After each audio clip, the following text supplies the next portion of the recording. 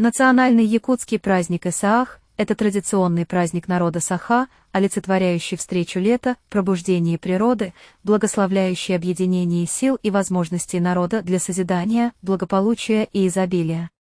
Когда-то он праздновался в день летнего солнцестояния, 21 июня, однако в нынешнее время Исаах проводится с 10 по 25 июня, а 21 июня считается национальным праздником и является выходным днем.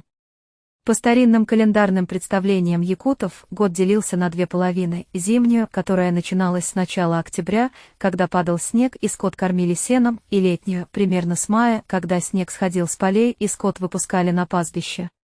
Наступала пора сравнительного обилия молочной и рыбной пищи и более свободного времени до сенокоса. В это время устраивались народные праздники Исаахи.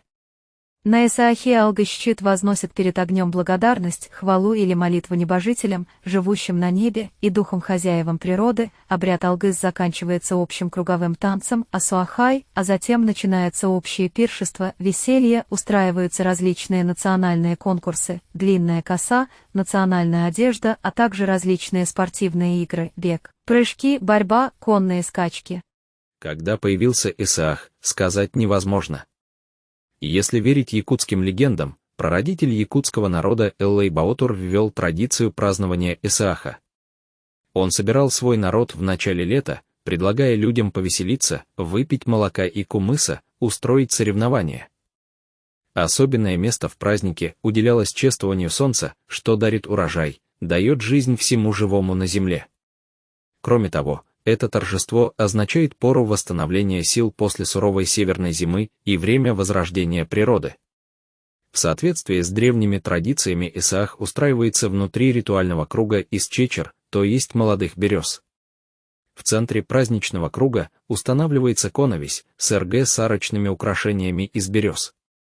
По традиционным представлениям Саха, сэргэ является символом мирового древа и оси всей Вселенной.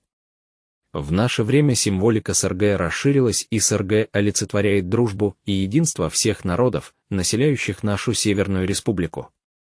Рядом с сэргэ обычно устраивают круг, тюсюлгэ, огражденный разноцветной соломой из пучков конских волос, кусочков ткани, берестяных изделий. В центре тюсюлгэ располагают алтарь в виде миниатюрной урасы и аар-багах с ритуальной утварью и посудой, наполненной кумысом.